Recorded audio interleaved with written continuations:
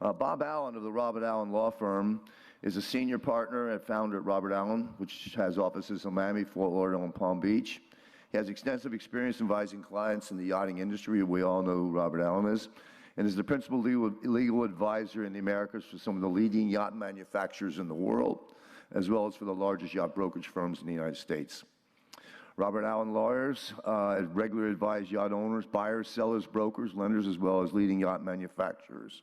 He advises the FYBA. He's very close to FYBA in the forms, development of our trade agreements, our standardized sales, listing, purchase and sale agreements. And he was on the winning side, I bet you that's a good story, in the Bush versus Gore litigation, ran for Congress, and is listed as one of the top lawyers in South Florida. Enjoys the Bahamas, and he owns a Bertram 410. And he's the provider of these really cool power banks for your cell phones right here, too. Robert?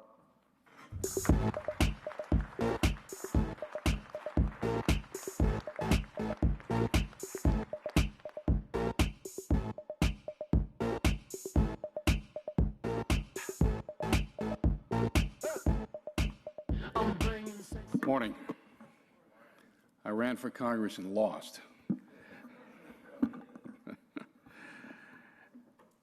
I'm listening to some of the speakers today, and particularly Melanie right now. I was thinking about the first deal that I ever was involved with. I was a first-year associate at my firm, and the senior partner called me and said, hey, there's going to be some guys showing up at our office. I won't be there today. I want you to handle the payment.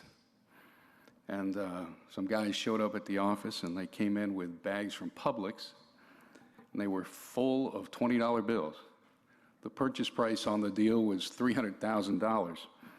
And I called the senior partner. I said, hey, I'm not counting $300,000 worth of, cash. And he said, don't worry about it. Just give them a receipt, make them sign that they didn't require you to count it, and get it down to the bank immediately. So things have changed a little bit, right? We don't do cash deals anymore.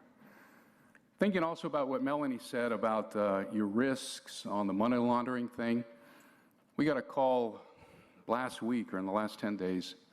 An existing client asked us if we would serve as an escrow agent on a transaction. That's where I'm thinking it may affect brokerages. They wanted us to receive $2 million. They were doing a transaction in another country. And if we could just be the escrow agent. And we've actually done that before when the piece of property is in South America and Ecuador, and there's two Ecuadorian families. One of them's our client. The other one's represented by a lawyer we know. They want to pay for it in the States. That's not normal, but this was a currency swap. Before I knew the details, we opened the file. We sent them an engagement letter. They signed it. And then I asked the lawyer involved, what's this about? He said, well, they're going to be doing a currency swap, and it involves a Chinese company, and they want local currency. And I said, what? I said, we don't really do that kind of stuff. And I said, and let me talk to the client. And he said, yeah, it's not $2 million, it's $4 million, or we're going to be doing 2 a month. And I said, well, tell me a little bit more. He said, yeah, each deal we pay a commission on $4 million of $750,000. And I said, I'm sorry, we really can't help you. Something fishy was going on. I don't know how that translates into the use or abuse of a brokerage's escrow account.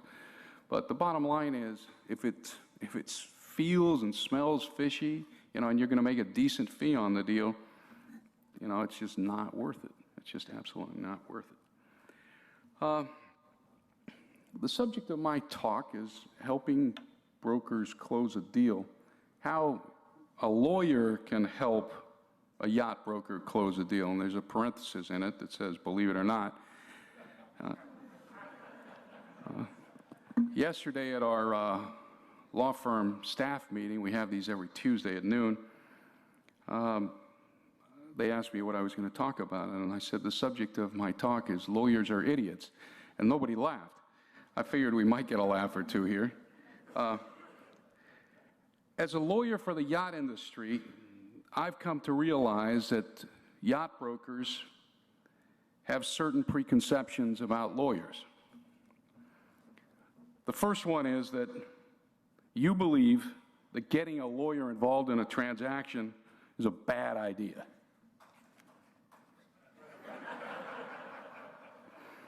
because the lawyer is going to complicate things. In other words, lawyers are idiots.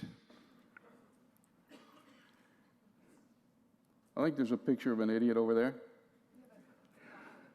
Okay. Well, that's the idiot. Where's the clicker? I don't know how to use this thing. I'm an idiot. Can you handle it? Thank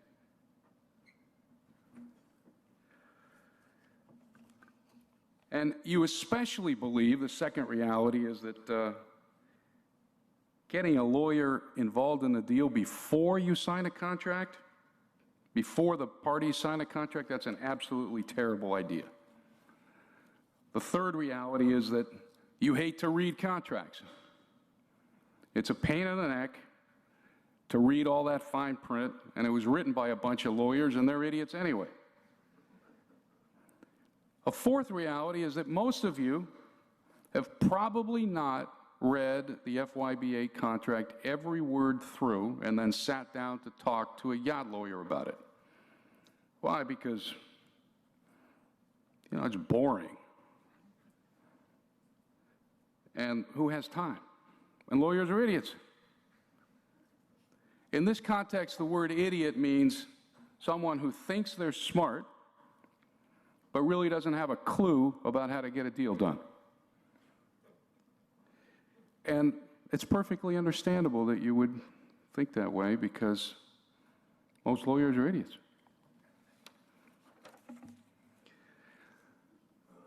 That's our firm on the elevator, the lawyers. We're having a good time. Just taking your money for nothing. Now that we understand each other, there's certain practical situations that a yacht broker should consider, because the business being what it is, you're going to run into situations where you can screw things up. First, what do you do when your client asks you a question about what a sentence in a contract means? Like, for example, I think that's the wrong picture. Oh, that's... I just read it just for fun. Any party which is a legal entity will provide to the other party or to the other prior to closing proof that it's in good standing under the laws of the state or other jurisdiction under which the entity has been formed, a consent action or resolution demonstrating the entity's duly authorized decision to purchase the vessel, and a power of attorney demonstrating the authority of the individual delivering or accepting the vessel or executing this agreement and or purchase and sales documents. How are you supposed to know what proof of good standing is? Do you really know what proof of good standing is? The dock agent looked at it, we're good. What is the consent action or resolution supposed to say, and what's the difference? And what constitutes a valid power of attorney? Are you going to assume responsibility for these documents? The point is, a lawyer can answer those questions and take the burden off of you. And instead of not worrying about it, by putting it out of your mind, you can not worry about it because you know a lawyer's on it. It's not on you. I'll give you an example. We did a deal not long ago, and the boat was in Cyprus. The boat was owned by a Cyprus corporation.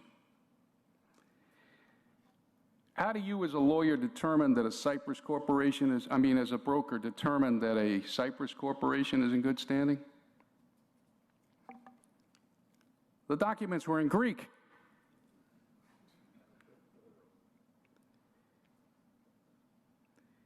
If the seller is depending on you, or the buyer is depending on you, what are you going to do? Call somebody you know in Greece? Call somebody you know that speaks Greek? We happen to have a Greek-speaking lawyer in our firm, I'll just let you know. But what about the power of attorney? You've seen a power of attorney, the darn thing's in Greek, and it has a bunch of seals and stamps on it, right? If you got 2 or 3 seals, it's good. And what if they tell you, as they did to us, hey, wire the money to this Russian lady who somebody says owns the Greek company, the Cyprus company, that owns the boat, because she got the boat in a divorce with a Russian billionaire. Let's do it, man. Let's just send it. Who needs a lawyer? Who needs, I mean, does that make you dizzy? It made me dizzy, but, you know, I get paid for getting dizzy. The dizzier I get, the more money I charge. But let's forget about Cyprus and Russia. Let's just talk about a regular deal in Florida where the seller is Big Boat LLC, and somebody gives you a document that says you can wire the money to Mr. Jones because he's the, quote, owner of Big Boat LLC. How do you know that document's right? Maybe Mr. Jones has a brother, Mr. Jones, who owns half of the company. How do you know? Do you want that responsibility?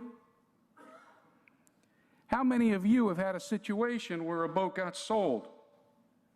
Then the wife shows up and says, hey, I didn't agree to sell that boat. Where's my money? That's a forged signature on that document. I've dealt with that situation, okay? There's still depositions going on about that situation. I don't know how many of you guys have been deposed, but the boat business has changed. It used to be I was the owner of a 41-foot bar term. Man, that was a big boat when I was a kid. I keep getting older, and that boat keeps getting smaller. And that's the way the business we're in is. It just keeps getting bigger through the grace of God because, you know, the commissions get bigger. And then you can afford lawyers. Maybe they're not idiots. But sometimes yacht brokers think only a buyer needs a lawyer because, after all, the seller's getting the money. Then what do they care as long as they get the money? Well, here's an example why a seller needs a lawyer.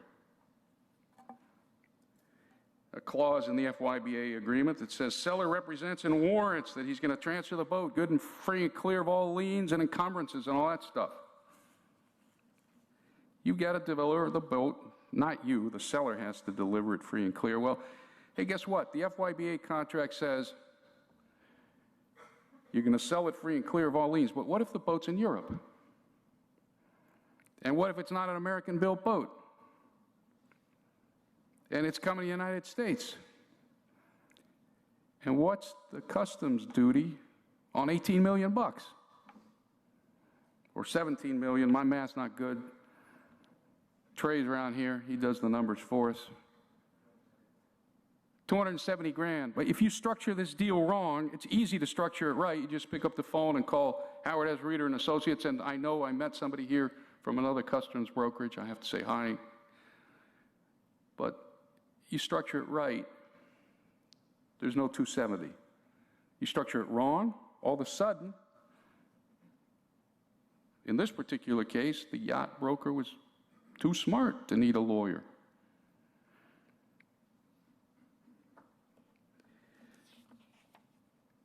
It's pretty easy, but it's not unless you know what you're doing.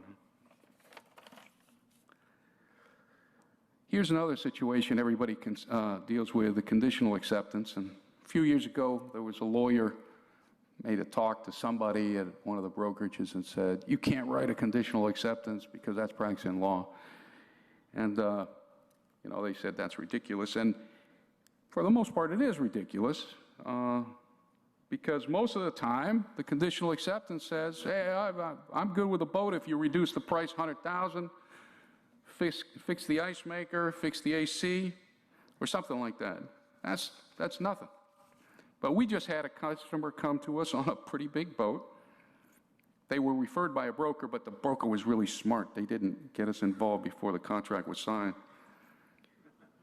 And the conditional acceptance had been signed. And the conditional said, what did it say? Return the 2 leather Barcelona-type chairs.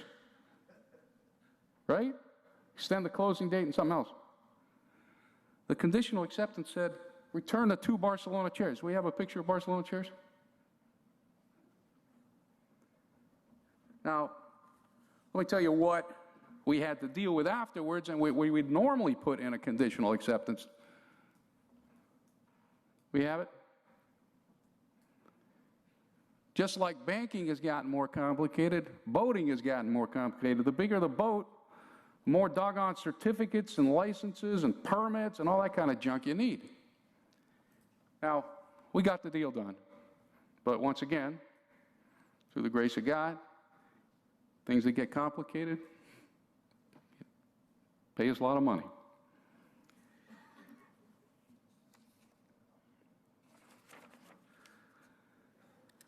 I boil things down to this. A broker knows what his customer or her customer wants, sometimes better than what the customer knows. But the lawyer knows what the customer needs. Now, I get back in the end to what's the broker's most important job. And I know we're not supposed to take questions right now, but I just want somebody to yell out, what's the broker's most important job? Yeah. Good job, Jeff. Good job. Anybody got an idea? Okay, close it, close it. All right. So I got these answers from some very experienced people, but they're all wrong. The right answer is focus on the customer and keep the customer from freaking out. There are a lot of moving parts in a deal. And it's important that a broker help coordinate getting things done. But a lot of brokers are running around doing a million things outside the boat and then going inside the air-conditioned part of the boat telling the customer everything's good. And then they're running out there and they're talking to a surveyor about the problems with the survey. And then they're having to deal with a bank. And then they got the lawyer. Oh, man, the other guy's side's got a lawyer. They're running around like crazy. And then they walk in there and, oh, everything's cool. And how many of you have had to worry about getting ripped off on a commission? I mean, how many times have you had to think about that? The commission is only one of the moving parts. You ought to get a lawyer looking at the doggone survey and looking at the conclusions and seeing what do we need to put in the conditional acceptance. How are we going to structure it? A conditional acceptance is nothing but an amendment to a contract. The more money is at stake, the more issues with a boat, you can get that dadgum boat sold, but you got to put in the right terms. And then you're thinking about the flag thing. What do you know about the flag thing? Some of you guys know about the flag thing, but your lawyers are on the phone with these registries all the time, and they play golf with you and they play golf with them. They can sort out where you should be or which registry needs an original document and which one you can get done on a scanned document. Because sometimes you got to get it done on a scanned document. And then maybe you're going to go into a registry that's a little less cool than another registry in terms of preserving the value of the boat, but then you can switch it to the other registry. You want to be thinking about that? And then, as I said, if the other side has a lawyer, what happens if they're not a boat lawyer? Holy Moses, you've dealt with those guys. You're ahead of yourself. Go back. He's a boat lawyer. What if they're not a boat lawyer? I've had deals where the other side has some guy, you know, he's a great lawyer. He's a genius, a lot smarter than me, went to Harvard and everything. And they're selling shopping centers and office buildings. And they start sticking in 27 different changes into the FYBA agreement. And you know how many weeks it takes to get them to realize, oh, well, that's the way it has to be because we've been doing it that way for a long time for a reason, and you don't understand the risks? You want to be dealing with those guys? And then what if they want to fight, right? Now you can flip it. So we got two guys against one right here. And Michael's a great lawyer. He likes to fight. But if they want to fight, you need to have somebody by your side. All right. But it's not just about fighting. We had a deal where we had a seller on safari in Africa. And the buyer's lawyer, who's a yacht lawyer, told the broker, hey, we need a document signed. He freaked out. How are we going to get to it? He wasn't on safari in Kenya. He was in like the Central African Empire or something. You couldn't get him to sign a document. So they sent us the documents and we looked, and guess what? He didn't need the document. So we talked to the guy and we got the deal done. He didn't need it because it said the same darn thing somewhere else. Anyway, that happens. We had another deal not too long ago where this boat was being sold by somebody in Turkey, and the boat was offshore for an offshore closing, and it was on a FYBA contract, and it said title transfers when money hits the seller's account. But the normal procedure is you're on the boat, you sign a protocol of delivery and acceptance. I deliver the boat, I accept the boat, and then the money goes. But the owner said, I don't care what the contract says. And he told the representative on the boat, don't sign anything until the money hits my account. Everybody's freaking out. It's a pretty big deal. What do? We figure out, we think about it. First we freak out, and then we think about it. And what's a protocol of delivery and acceptance? Probably everybody here has heard of it, but is it in the statute book that you need a protocol on delivery and acceptance?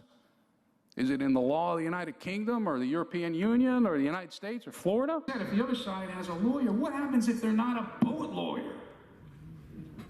Holy Moses, you've dealt with those guys. You're ahead of yourself. Go back. He's a boat lawyer.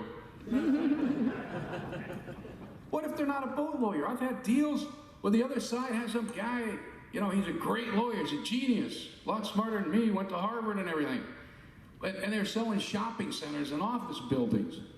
And they start sticking in 27 different changes into the FYBA agreement. And you know how many weeks it takes to get them to realize, oh, well, that's the way it has to be because we've been doing it that way for a long time for a reason, and you don't understand the risks? You want to be dealing with those guys? And then what if they want to fight, right? Now you can flip it. So we got two guys against one right here. And Michael's a great lawyer, he likes to fight. But if they want to fight, you need to have somebody by your side. All right, but it's not just about fighting. We had a deal where we had a seller on safari in Africa.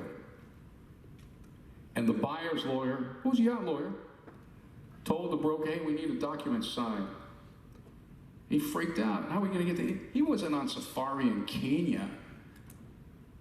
He was in like the Central African Empire or something. You couldn't get him to sign a document. So they sent us the documents and we looked, and guess what? He didn't need the document. So we talked to the guy and we got the deal done. He didn't need it because it said the same darn thing somewhere else. Anyway, that happens. We had another deal not too long ago where this boat was being sold by somebody in Turkey, and the boat was offshore for an offshore closing, and it was on a FYBA contract, and it said title transfers when money hits the seller's account. But the normal procedure is you're on the boat, you sign a protocol of delivery and acceptance. I deliver the boat, I accept the boat, and then the money goes. But the owner said, I don't care what the contract says. And he told the representative on the boat, don't sign anything until the money hits my account. Everybody's freaking out. It's a pretty big deal. What do? We figure out, we think about it. First we freak out, and then we think about it. And what's a protocol of delivery and acceptance? Probably everybody here has heard of it, but is it in the statute book that you need a protocol on delivery and acceptance? Is it in the law of the United Kingdom or the European Union or the United States or Florida? There is no law on a protocol of delivery and acceptance. It's a document that says, I deliver and I accept. And we live in the 21st century. So we had to figure out, is the captain from Turkey? Where's he from? Because I don't speak, every language. We speak a bunch of them, but it turned out the captain was from Italy, which was good, because we knew we could reason with him, because my partner is Italian, but even if he wasn't. But the most important thing was that the captain of the seller was going to be the captain of the buyer. And so we figured out, we don't need some formal protocol of delivery and acceptance, let's just send texts. Let me have the captain send the buyer's rep a text, and the buyer's rep send a text, take a picture of them and send them to us. Got the deal done, the money got sent. If you hadn't had a lawyer involved in that transaction, I mean, I don't know what would have happened, but I've had deals blow up after, the money had been, I've had deals where some of you might have heard of this, but they were closing the boat, and there was a celebratory phone call, and they put the speakerphone on the boat. And they didn't tell, I don't know if it was the seller or the buyer, but they didn't tell the other person that they were on a speakerphone, and the seller says, oh, yeah, man, that guy's the buyer, he's a total jerk, whatever. And the buyer's on the boat or whatever. And the deal blew up. I mean, the money had transferred. It was a lawsuit. It was a great deal for me. But anyway, if it is the case that despite the fact that lawyers are idiots, they can help you,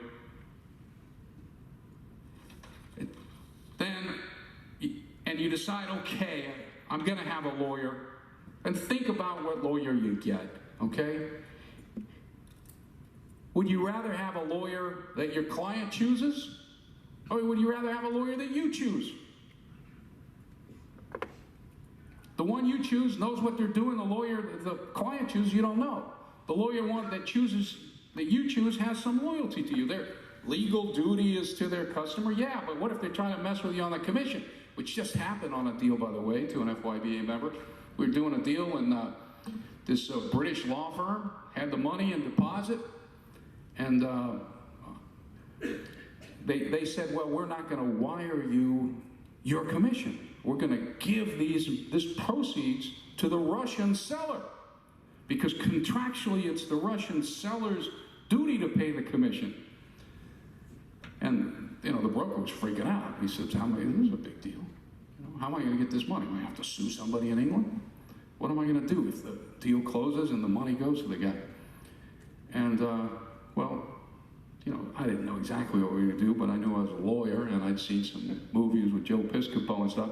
So I got on the phone with this big European, London-based law firm, and I told the guy, I said, listen, I've done deals with your firm before, but I want you to know I've never seen this. Never seen this ever in my 36 years, or however many years it's been that I've been a lawyer. And this is so egregious, I want you to know I'm going to sue your law firm, but I'm going to sue you. I'm going to sue you because you know that money belongs to my customer. And, we got the deal done, the money came. He freaked out, thought I was an idiot, which I am. But we got the money for our customer. And, not for our customer. We got the money for the broker. My customer was a customer, the broker is the broker, but I had my eye out for him. And you want a lawyer like that. And then in this industry, the American lawyers, we all know each other. And, we have to be tough to each other every once in a while. But in the end, we all like each other, and we get along, and we get deals done. And when you're dealing with the Brits, they have to put up a show too. But if they've seen you and they see you at the boat shows, they can't be too big of an idiot. But, the likelihood is they're going to know us more than they know you in general. Unless you're some of the brokers here who really, really, really kick butt and sell those big boats in Monaco all the time, then they know you really well. So that's really it. I think we can help you get deals done. I think we can protect you. In my experience, we've been able to do it. And I think that the cost-benefit analysis is one that suggests that it's a prudent thing to do. Thank you.